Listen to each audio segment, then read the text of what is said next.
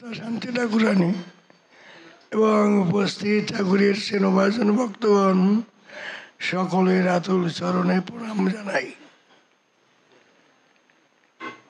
আজকে একটা শুভ দিন, শুভ লগ্ন। আমরা যে বাড়িতে এসেছি সত্যিকারে তারা ঠাকুরেরই ভক্ত। কেন বলছি?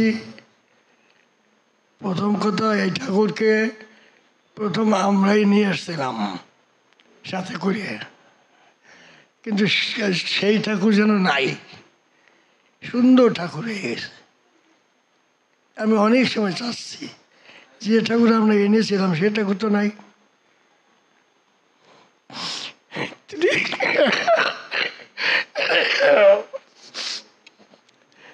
ভগবান ভক্তাধীন, ভক্ত যেভাবে সাজায় ভগবান সেইভাবে সাজে। ঠাকুরের সে চেহারা সব পরিবর্তন হয়ে গেছে। এনে মন মোহন রূপ শান্তিময় এবং হরিচাঁদের মধ্যে সেই রূপটা রয়েছে। এসে বড় কথা আমার বলার মতো পরিস্থিতি নাই। কাজে এরা সত্যিকারে ভক্ত।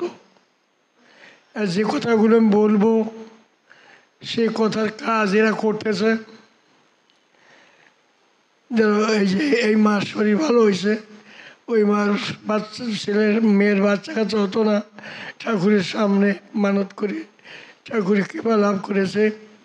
এদের মাধ্যমে আশা করি এই দেশ ঠাকুরের নাম প্রচার হবে।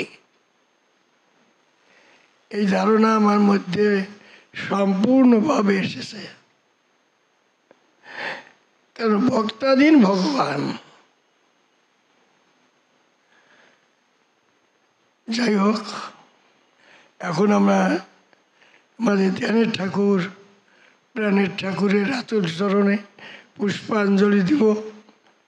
পূজার মন্ত্র সকলের জানা, সেই মন্ত্র সবাই উচ্চারণ করবে। আমাকে রবীনবাবু সেইটাই বলবেন, আমি কিন্তু কষ্ট হয়ে যাচ্ছে বলার, এই জন্য রবীনবাবু বলবে। আপনারা একসাথে বলে ঠাকুরের চরণে অঞ্জলি দিবেন।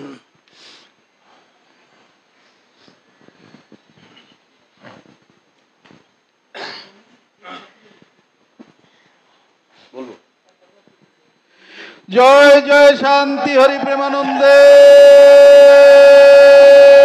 হরি হরি বল মন হরি বল হরি বল হরি বল।